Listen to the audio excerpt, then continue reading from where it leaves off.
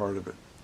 You know, when we talk about Jesus and the healing gospel, I hear people say, well, healing is not the whole gospel, and that's true.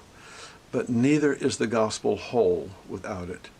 What he did on a daily basis was so extraordinary that it recalibrated a value system for believers of his day. There were people of his day that didn't think God did that stuff anymore. And yet they had to adjust to the fact that Jesus himself was displaying the nature and the heart of the Father. I think the most amazing thing to me about the ministry of Jesus, he summed it up by saying, I'm here to reveal the Father. Wow, I'm here to reveal the Father. That's basically saying everything that's happened up until that point did not adequately reveal the Father. Everything in the Old Testament was necessary. It's powerful, it's beautiful, it's amazing, but it fell short, and Jesus came to carry it on. He came to run the last leg of the race, so to speak, to bring it into a place of real definition and real triumph and real victory. Jesus revealed the Father. How does that play out in our lives? When we look at Jesus, I hear people say, he didn't heal everyone alive, and that's true. We see the man at the gate beautiful in Acts chapter 3. He was there during the time of Christ. We don't know anything about any interaction, anything of that nature. We'd have to make that up because it's not in the book. But we know he was alive then, and we know he was afflicted then. Here's what we do know. Jesus healed everyone who came to him. Every person, even the Syrophoenician woman. Jesus was sent first to minister to the Jew. He first was to minister to the Jew. In their rejection, the gospel would be opened up for all the nations, for which I'm so thankful.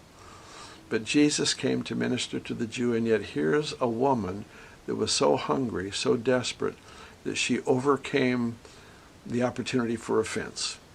Jesus looked at her and said, we don't give the children's bread to dogs. Churches have split over less offense than that. And yet she overcame offense. She jumped the hurdle of offense, if you will, and stepped into the realm of the kingdom and got a miracle for her daughter.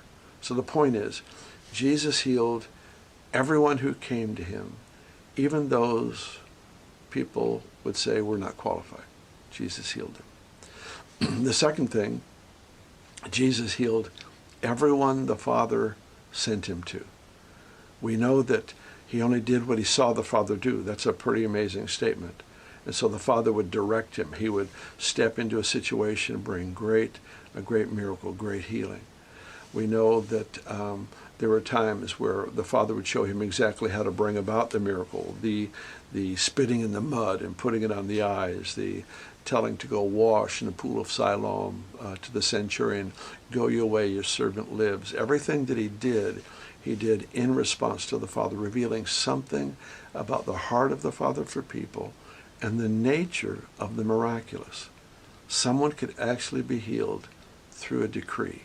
Go your way, your servant lives.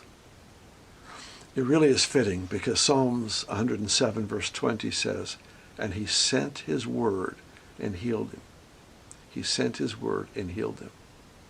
So here's this phenomenon that Jesus would simply make a decree and something would happen. Why didn't he do all of them that way? Because every miracle uniquely revealed the nature of God, the heart of God, and the nature of faith. The centurion with the servant that was sick said to Jesus, you don't need to come to my home. He had an understanding of how the reality of the kingdom worked. He wasn't even qualified in an Old Testament sense. And yet Jesus responded to him, made a decree, because he understood how the kingdom worked. Faith works according to a renewed mind. The renewed mind.